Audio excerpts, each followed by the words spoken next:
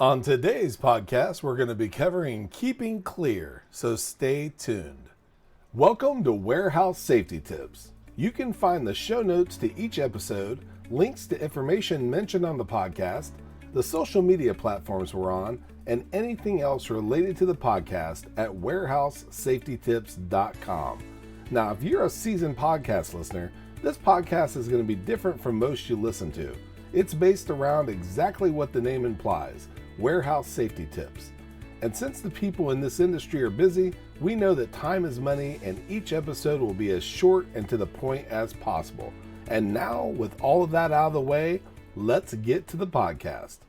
There's a book out there titled All I Really Need to Know I Learned in Kindergarten. I bring it up because many of the rules that you had growing up are similar to those practiced at work.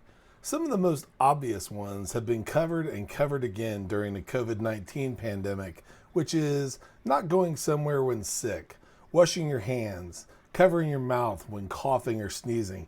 But today we're talking about keeping things clear. That topic has several different ways it can go, but today we'll be covering 3 ways it applies. Before moving on, here's a word from one of our sponsors. If you've ever been to or worked in a warehouse, you know just how important safety is to both management and staff. It's almost impossible to go 10 steps without seeing safety tape, angles, signs, and/or safety products. It's these items that show us how to be safe and avoid danger in the workplace. And if you're looking for the best products to make this happen, look no further than Mighty Line. Mighty Line floor signs and floor markings offer the best industrial products out there. We're proud to have Mighty Line as the official floor sign and floor marking company for the Warehouse Safety Tips podcast and site. Go to mightylinetape.com/safety tips to request a sample pack of their incredible safety signs and floor markings. Now back to the podcast. Our first keeping things clear is no different than straightening up as a kid. With 5S, it's referred to as a place for everything and everything in its place. At work, making sure your area is safe, organized, and clear from any obstacles that could keep you from doing your job in the most effective manner. Our second keeping things clear is likened to taking out the trash. Debris in the workplace is a no-no on countless levels. But this includes and is not limited to making sure that all trash is thrown away in your area as it accumulates, assuring that your trash is emptied at the end of your shift so that team members that follow you have a clean work area, keeping the area where trash is taken is clean and organized. There's nothing worse than a dirty area where you keep your trash. Now, this may require running and or emptying a compactor if you're authorized to do so.